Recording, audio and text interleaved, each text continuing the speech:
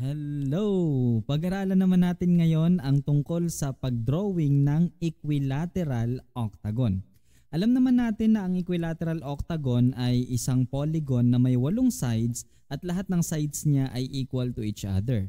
At ngayon ay idodrawing natin siya gamit ang protractor and ruler at susundin din natin yung indicated length of sides sa problem. Halimbawa, draw an equilateral octagon whose sides measure 7 cm. At gamit ang ating protractor and ruler, magkikreate tayo ngayon ng first side na ang haba ay 7 cm. So magdrawing tayo ng line segment na 7 cm. So this is it. Ayan, so hanggang 7 cm siya. And then maglagay tayo ng label para hindi tayo magkamali. So this is point A and this is point B kasi dalawa yung endpoints ng line segment. And then indicate na rin natin that the length of this segment is 7 cm.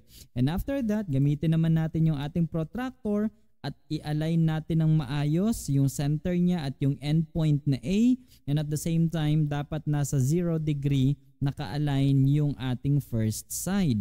And after that, i-locate natin ang 135 degrees kasi lahat ng interior angle ng isang octagon, equilateral octagon or equiangular octagon ay equal sa 135. So, yung 135 na yon ay matatagpuan dito at this part. Ayan. So, this is 130, this is 140.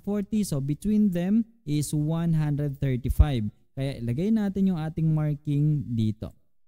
Okay? Ganun din gagawin natin dito sa another endpoint sa point B. And then ilocate natin yung 135 degrees. So ito yung 130, ito yung 140, yung between them is 135 degrees. So lagay natin dito yung marking. And after that, using our ruler, i-create na natin yung next side which measures 7 cm only. So i-align natin yung dulo ng ating protractor and at the same time, i-align din natin yung ruler, dulo ng ating ruler. And at the same time, i-align din natin yung ruler dito sa markings na ginawa natin. And then gagawa tayo ng 7 cm line segment. So we have, okay, just like that. Kahit hindi na umabot dito sa may kulay pula na marking. Kasi 7 cm lang naman yung dapat natin gawin kasi yun yung nakalagay sa problem. So it doesn't matter kung sakaling hindi natin naabot yung ating marking kasi medyo malaki yung protractor natin. Okay, do the same dito naman sa kabila. So we have from point A going to 7 cm. Okay, so that's it. And then repeat the process gamit ang ating protractor. Dito na naman naka-align yung 0 degree dito sa may reference side natin. At yung ating angle or yung center ng ating protractor dapat nandito rin sa endpoint ng side na pinagbabasehan natin. And then hanapin natin nasan kaya yung 135 degrees. Para sa akin nandito yun eh. So between 100, nandito pala. Between 140 and 130. So lagay natin yung marking dyan. That's it. And ganun din gagawin natin sa kabila. Same process, i-align lang natin ng maayos para hindi tayo magkamali sa sukat. And then hanapin natin yung 135 degrees which is located here. And then lagyan din natin ng marking. And then gamit yung ruler, i-connect natin or gumawa tayo ng pang ilang side na ba? 1, 2, 3, 4. Pang-apat na side.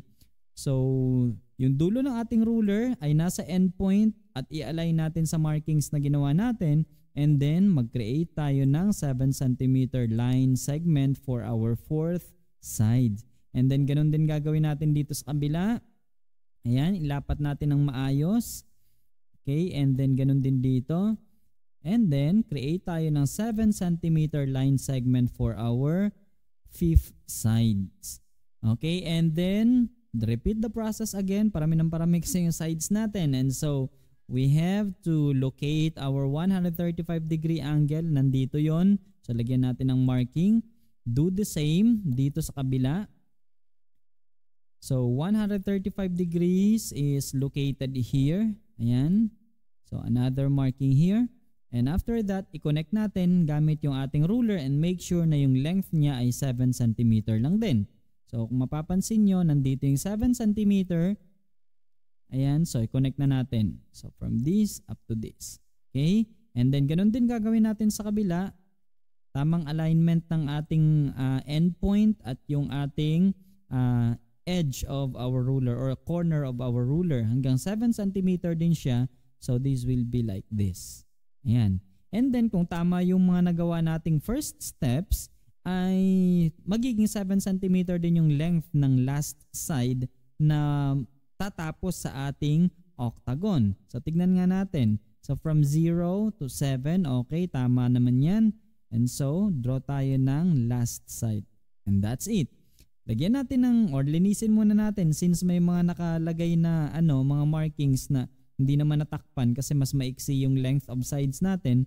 So burahin natin yung mga yan and then lagyan natin ng label bawat vertex. So this will be vertex C, vertex D, E, F, G, H.